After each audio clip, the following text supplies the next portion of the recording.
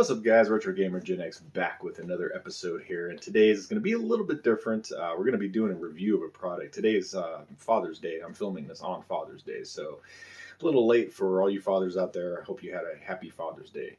But my family ended up getting me this, along with a few other great gifts. But this is the Commotron Turbo 2000 wireless controller. And what this thing is here, guys, it actually works with the Amiga, the Commodore 64, the Atari 2600, and the Atari 7800 mainly. And then I think it works with like the Spectrum and a few other retro computers as well, the Atari 8-bit computers. All that works with this. And you can actually map the buttons to do certain different things and work with different systems. So we're going to open this thing up, do a quick review, and check it out. Alright guys, so let's go ahead and open this thing up here. Yeah, see what's inside the box. Now this is a product that's actually made in Germany. So anything I've actually gotten from Germany is really high quality. Unlike things made in other countries, including the one I live in right now. Typically is kind of junk nowadays, unfortunately. Alright, so this must be the dongle that plugs into the actual game system itself. So it's just your 9-pin dongle there. And of course the instructions that come with it. And then the gamepad itself, all nice and packaged in bubble wrap. And I opted, they got 4 different versions. One's the Commodore 64, one's the Amiga, one is the Atari Junior, I think it is, and then this one, which is like the Atari VCS with the wood grain on it. So, and it feels real solid. Doesn't feel cheap. Feels nice. There's a little shaky shake in there though. I don't know what's up with that. Uh-oh.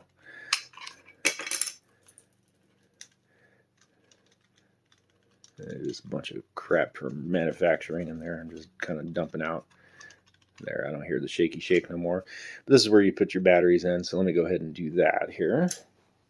Going with the Energizer Max batteries here. That way, hopefully they last quite a bit longer than some of the other batteries. Pop those bad boys in here. And there we go.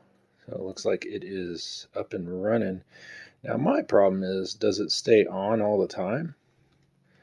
Because if that's the case, that kind of sucks. There's no on and off button on this thing, so you have to take the batteries out every time. Not quite sure if I like that one. But anyway, guys, I'm going to go ahead and read through the instructions real quick and just see how this thing works, and then I'll be back and kind of give you guys a review. So this thing is pretty simple. So as you look at the instructions here, it kind of tells you just insert the batteries, right? Insert the dongle into the system, then press auto to turn on and pair. Okay, if it's blinking, it's searching. If it's just straight on, then it's connected. And then if you flip over to the back, it tells you how to map to the different game control or the different game systems. So if you hit the map button, and then you hit to the left, it maps to Commodores, Atari 2600, of course the Atari 8-bit and the ZX Spectrum and all that kind of stuff. If you hit map and up, it maps to the Commodore, Amiga, and Atari STs, with the Fire 2 and 3 are now low active.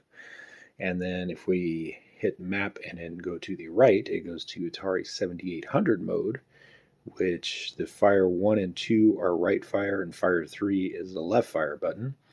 And then if you hit map and then down, then it toggles the buttons up and 1 for fire. So basically, if you know those Amiga games where you have to press up to jump, it actually maps this button to be the jump button. So that's kind of cool. All right, guys, well, let's go ahead and get this thing hooked up and see how it works. All right, guys, so we're going to go ahead and get this thing going here. So I'm going to go ahead and put the battery in. I got the dongle plugged into the Atari 7800 right now. So we are good to go. Now you see how it's flashing here. I'm going to go ahead and turn the Atari on. And right now it has the Harmony card in there. So as of right now, it looks like I already mapped it to the 7800 earlier. So, but what would happen is that the button, or the dongle, has a LED light on it too, and it flashes. So you just hit and hold down this auto button until it stops flashing, and then it's actually synced with one another, and you're good to go. This light here turns solid, so we are good to go. So as you guys can see, I have control over it now. All right. So if we go to, like, say, Hero, and we should be able to play Hero now. Yep, no problem with that. Looks good. Perfect. And let me tell you, this controller feels really good. It's like as good quality as like an NES controller. So this is going to really increase my scores on these kind of games, especially like Hero. Oh my goodness, this is lovely. All right, so we know it works in 2600 mode, so let's go ahead and try to switch this thing over to 7800 mode. So let me go ahead and pop a different game in here, guys. All right, guys, so we got Dark Chambers in as of right now, so let's go ahead and switch this thing over to 7800 mode. So we would hit map, hold it down, and then press over. And now it should be in 7800 mode. Let's go ahead and give it a shot. Now, honestly, I'm not going to know if it's in 7800 mode until we get some bombs. So I'm going to go ahead and fast forward until we get some bombs.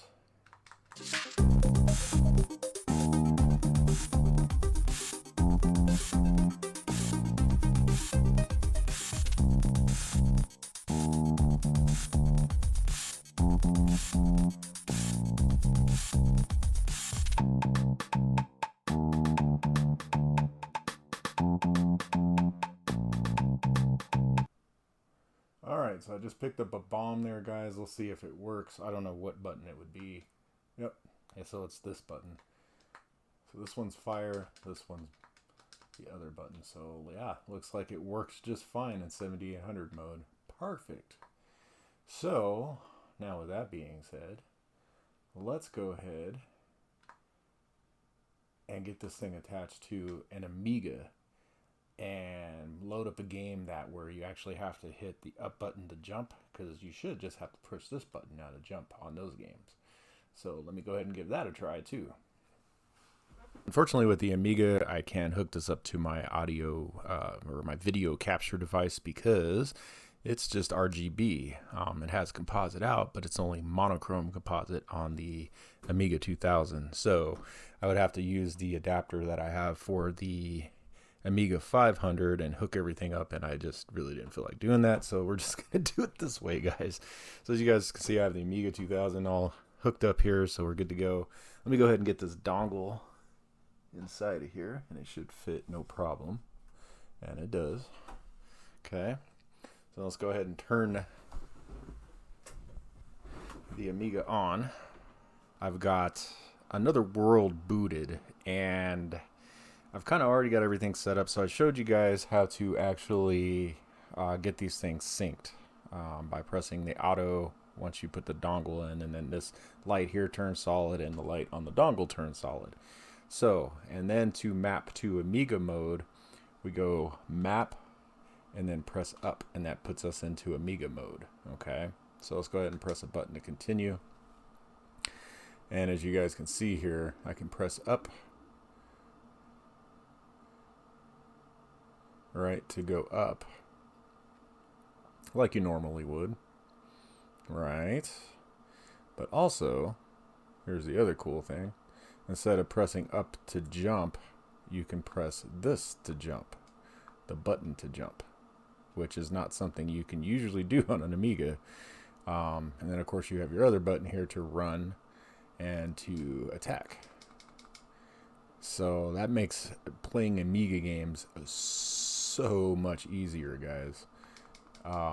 With the ability to just hit a button to jump instead of having to press up to jump, that is so nice.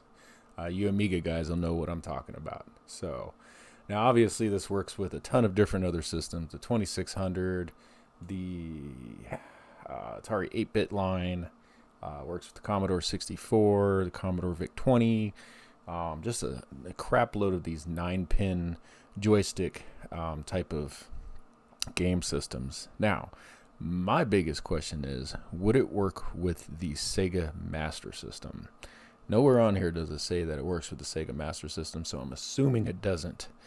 And I'm almost afraid to plug it into the Master System just in case it messes something up, but we're going to give that a try and see if it actually works. So let me go ahead and plug this into the Master System, and we'll kind of determine whether it does work with the Master System or not.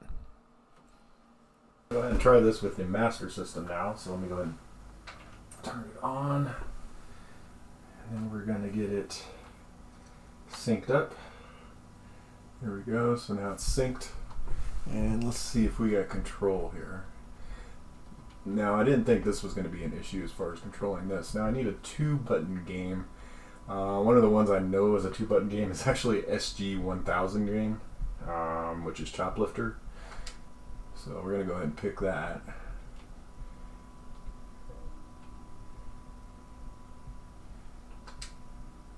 Guess it doesn't matter which one I pick. And hopefully both buttons should work, and yeah, it looks like we should be good if that's the case. So let's give it a shot here.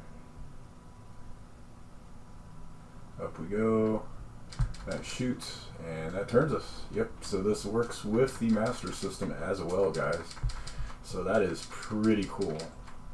So there's another system to add to the pile there.